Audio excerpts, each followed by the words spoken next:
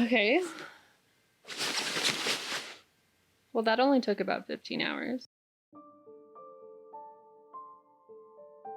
I'm Jane and welcome to my channel and my chaotic little sewing corner behind me. In this video, I'll be hand sewing an 18th century petticoat to go under my robe à la francaise that I will be making in the finishing. I'll be finishing it in the future. This petticoat is made specifically to go over the side hoops I made in my last project, so if you haven't watched that already, you might consider checking it out. A petticoat under a gown was basically a requirement in the 18th century, so even gowns that closed along the front, you still wore petticoats underneath. The only exception to this might have been the sultana or banyan, which were kind of like robes or dressing gowns with some Orientalist overtones. And those were worn over shifts and maybe even petticoats. I don't know. I wasn't there. Banyan? Banyan. Banyan. Banyan. While this is a pretty simple pattern from the American Duchess Guide to 18th Century Dressmaking, which is a book that I love, there are definitely some parts that are distinct from sewing a typical modern skirt. Because this petticoat goes over side hoops, which are an undergarment structure, the waist is shaped instead of left straight or only minorly shaped as it might be in a modern skirt to ensure that the hem is level at the ground. The closure is also different from most contemporary garments, although it is kind of like a wrap skirt maybe. I will show this more at the end when I give you all a glimpse of how it turned out and sort of explain how happy I am with it, or not, although I've already made it and I'm pretty happy. So it ties on more like an apron than like a zipper or buttons or something like that. In an 18th century ensemble, it's pretty common for only one fabric to be used for the gown, the petticoat, and the stomacher, but it's also equally common for the gown to be made out of one fabric and then the stomacher and the petticoat to be made out of a different complementary fabric. For this petticoat, it's going to match my stomacher, but not my gown. They're made of two different fabrics. However, I think they go pretty well together. So I'm excited to see what it's all gonna look like when my robe à la francaise is finally done. It's taking me a while. I'm losing a little steam. Anyways, this is enough rambling and background from me. I'm anxious to just sort of launch right into it, not make this a needlessly long video. So let's just get right to it. Before I can even press the fabric I'll be using, I have to do some math. This required me to put on my shift, under petticoat, stays, and side hoops, then have my fiancé measure from my waist to the ground in the front, back, and on each side. I also took my own waist measurement. The side measurements are the longest because they go over the side hoop structure. I decided to do a little sketch of what my plan was to help me stay on track and sort of visualize what I was doing. I wrote down my measurements, added some seam allowance for the waist and hem allowance for the bottom. I like to err on the side of a little too long instead of a little too short. Then I drew out the yardage that I have and tried to figure out the best way to get the approximately 18-inch wide panels I needed while saving as much fabric as possible for trimming and making the stomacher. This is where I decided to do the fabric saving thing and use a cheaper silk for the top 2/3 of the 3 back panels. The bottom 1/3 will still be the brown taffeta just in case it shows. To start actually sewing, I'll start by cutting out the panels of my pressed fabric. From the brown taffeta, I need 3 panels measuring 46 inches long and 18 inches wide. This fabric is 54 inches, so I just divided the width into 3 sections.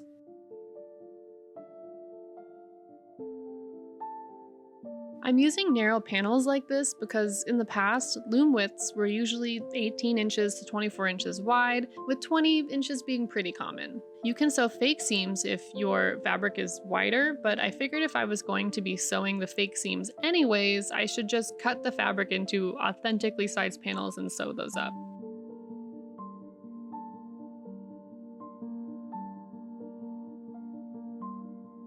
I also need 3 panels measuring 18.5 inches long and 18 inches wide for the bottom back.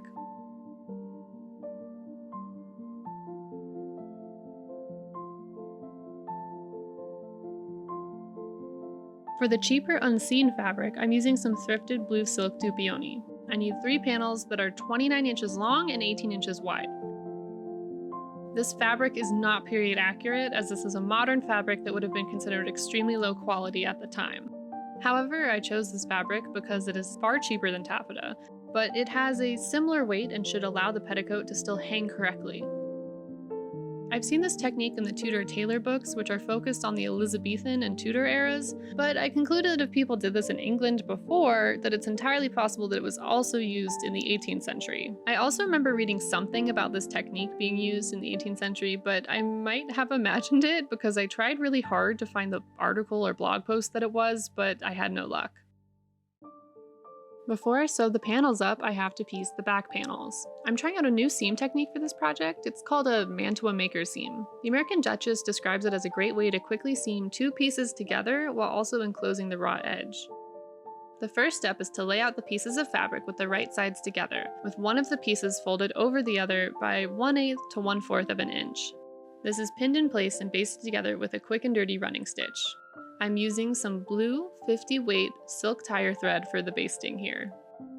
Then the basted pieces are laid flat, wrong side up, and the basted seam is folded over and pressed so that it hides the raw edges away.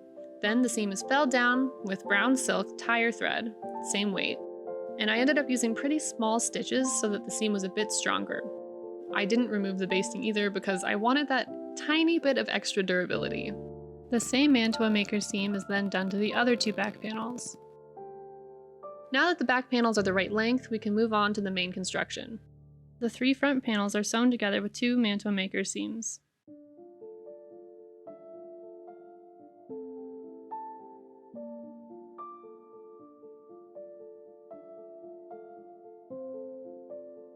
The same process takes place for the three-pieced back panels.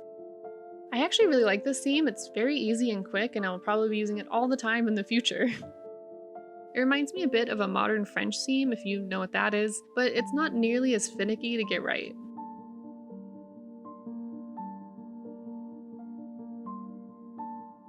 Once the front and back panels are assembled, each one is laid flat and the waist is shaped. For the front, I found the center and then made a mark 3.5 inches down. Then that mark is connected to each side edge, leaving a little extra for the seam allowance, but basically making a triangle. I also did this for the back, marking down 2 inches at the center instead of the 3.5 inch measurement I used for the front panel. Since the side measurements are the longest, the front and back measurements are subtracted from that number, which for me the side measurement was 46 inches. Then the extra is cut off. This will provide an even hem without having to put it on a dress form and mess with that whole process.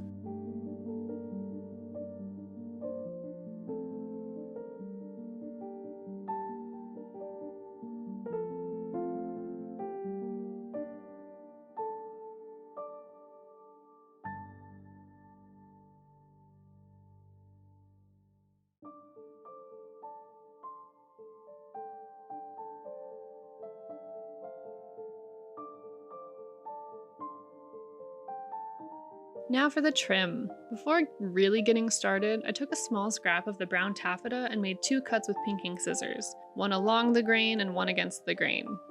The most important thing I learned in my studies, like my entire degree, is that doing a little experiment before getting started on your main project can save your life, your sanity, clear your skin, and heal your trauma.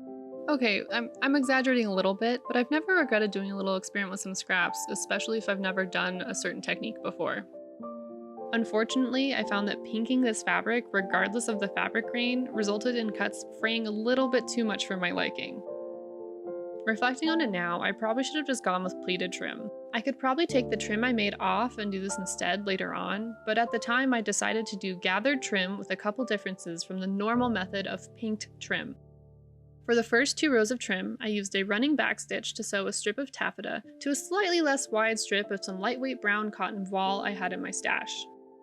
Then I turned it out so I had a tube, pressed it flat with my iron so that the cotton was mostly not visible from the taffeta side. Then I folded the strip in half lengthwise, using whip gathering stitches to ruffle the flattened tube. I gathered by working in sections. I would make bigger whip stitches for 6 or 10 inches, carefully gathering that section, and then backstitch it in place by making 2 or 3 whip stitches in the same place. Then do it again and again until each strip was fully gathered.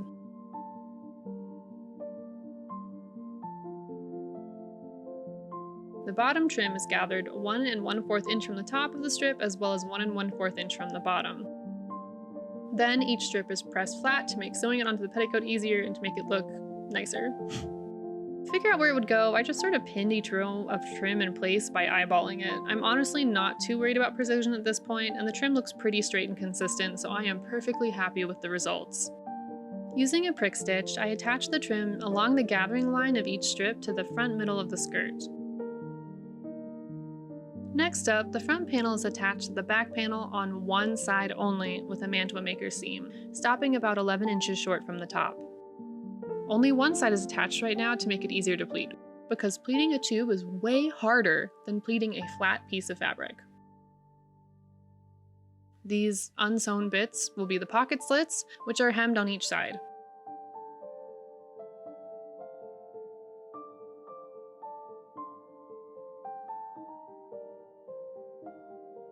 The petticoat is then pleated at the waist with knife pleats, making one box pleat on the center front and one on the center back. This sort of naturally happens where two opposite direction knife pleats meet.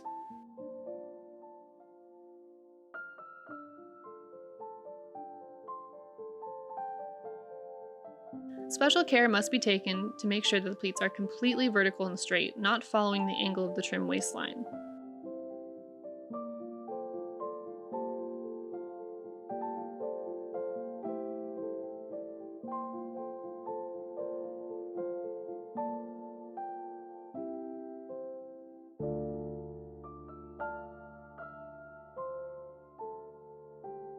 And then I also like to just press them quickly with an iron to make sure they lay flat. It's a little bit easier to sew that way. The pleats are basted within the top seam allowance with a back stitch.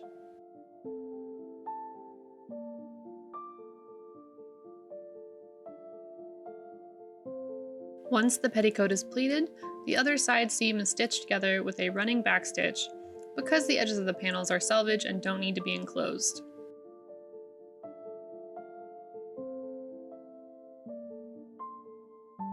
Also, the pocket slits are hemmed as before. Now, the waist tapes are attached. One length of twill tape is attached to the front at the bottom with a hem stitch. Then the waistband is turned to the back and any bits of the pleats that stick out are trimmed, and then the other edge is also hemmed down. This process is repeated for the back panel as well.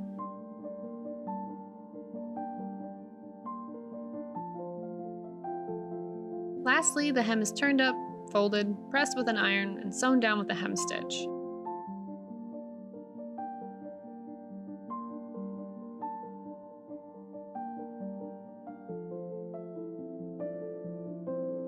And that's it.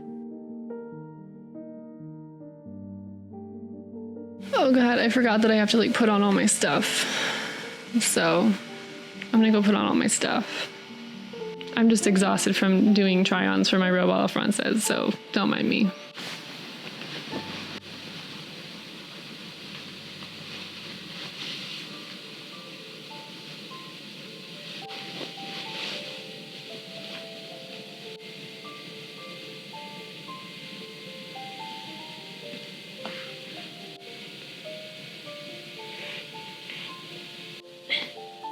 Okay.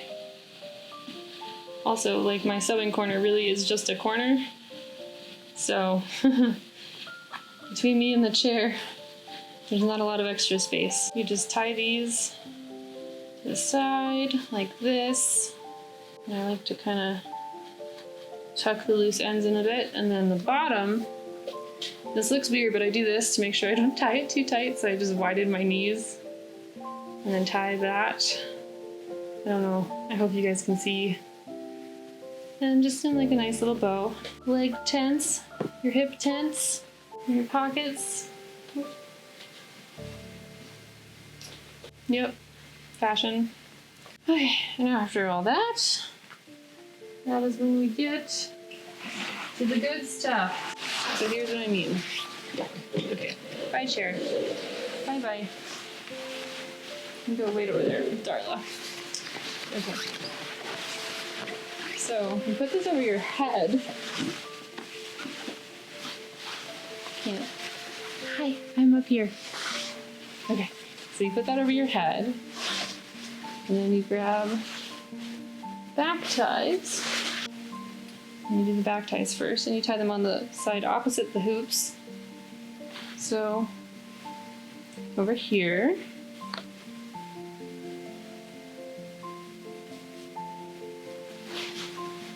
You want to make sure that the pockets of the skirt are near the pockets for your hoops, so you can actually reach through. This one I also like to kind of tuck away just a little.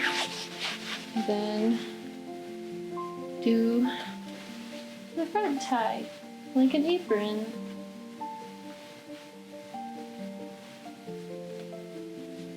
There, that's how you put it on.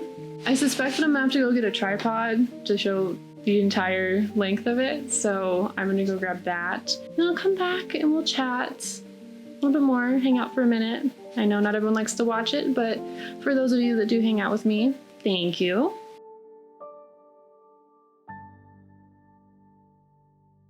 So, as you can see, the back is pieced with the blue, which I showed how I did that, with math, which I hated math in high school, so I'm just as surprised as anyone. I now use math almost every day, given it's mostly basic geometry and just measuring things, but still. The long bottom's still brown, tied in the back like an apron, and the pocket slits, if it was all one color, you probably wouldn't be able to tell first glance. There's the rows of trim that I might still detach and retach because I like to torture myself just a little bit. But also you can kind of see the ball, it didn't work as well as I wanted it to. So I might, oh gosh, it's off center. I might go back and do pleated trim instead of the gathered trim that I did. I haven't decided, it's a lot of work. I might just circle back to it once my robe a la francaise is done. But yeah, big poofy skirt. It's all silk, so I feel very luxurious, even though all of this is thrifted or purchased on eBay for a, yeah, again, very suspiciously cheap for this brown taffeta. I'm kind of still wondering what's wrong with it. I'm waiting for the other shoe to drop. It was a good deal. I'm glad I found it. Of course, the twirl. It doesn't twirl very much because of the side hoops, but you do get a little bit of swishy. I don't know if you can hear. It's like ASMR. I still have a good amount of the taffeta left. I'm sure this is enough for a stomacher. I don't know if this is enough for the trim. I'm going to try my best, and if it doesn't work, I'm going to pop over to the fabric store and buy some brown ribbon that matches really nicely, and I will just use that, and if I have to add it to the petticoat as well, then I have to add it to the petticoat as well. I don't know, I kind of just fly by the seat of my pants, and I just try to get stuff to a workable place, so that's really what I do. I could probably make one of these in my sleep. It's all very simple. It's all a bunch of stuff I've done before. And if there's no trim, it would probably take me like 10 hours, which for hand sewing is basically nothing. Yeah, I'd like to sit down now. Back to also me. Oh, thank you, me. I'm back. And I'm sitting in a pile of taffeta and hoop. So this is how the petticoat turned out. I think my next one will be even better, but I'm happy I did this one this way. And if I want to change the things I want to change, that's definitely doable. Should be very easy. No worries about that. I might also stitch the bottom gathering row of the petticoat down. I should probably do that. I was being a little lazy, not gonna lie. If you had a good time hanging out with me today, consider liking, leaving a comment, subscribing even maybe. I don't know. Do what you want. If you're inclined to show a little extra appreciation for the videos I make, feel free to buy me a coffee on Ko-Fi or Ko-fi or however the heck you say it. With this video, I will be shifting from the third Friday of the month to the first Friday of the month. I think it's going to be a lot less stressful for me, but we'll see. Y'all, I have ADHD. Like, early is not what I'm good at. I appreciate your patience. I will always upload at least one video a month. I don't know, maybe I'll just sit in front of the camera and talk for a bit at some point and upload that, and we can just have a chat, or I'll do an art video, because I also do art. I also paint and crochet and knit. I do a lot of stuff. I hyperfocus a lot. The things I hyperfocus on shift a lot, so it's a good time. Maybe this video was just a good time. Maybe it helped you make your own project at home. Anything, any support from anyone, I am just over the moon to have, so thank you. Next up is the robe a la francaise. I know I've been talking about it incessantly for like 3 months. It's taking me so long. So yeah, like I said, I'm having some trouble with the sleeves. but that's on me. I drafted the sleeves myself. I probably shouldn't have. Anyways, so that will be split into 2 videos, and that will be coming up in the next 2 months. I may put the stomacher in there somewhere. I don't know, maybe in its own video, its own mini special video, or just in between the other 2 while I scramble to figure out how to save my gown. So yeah, look forward to that. Hopefully in a couple months, maybe even by Halloween, I will have a fully complete 18th century outfit. Well, minus the pockets, millinery, and other such things. But you know what? I'll have all the garments made, and that's what's important. Well, thank you for hanging out with me. I appreciate the company, and hopefully I will see you next month, where I will be back with more hand sewing videos, making stuff, goofing around, stabbing myself with hand sewing needles a few times, rambling for a few minutes, the usual. So yeah, see you next time. Bye.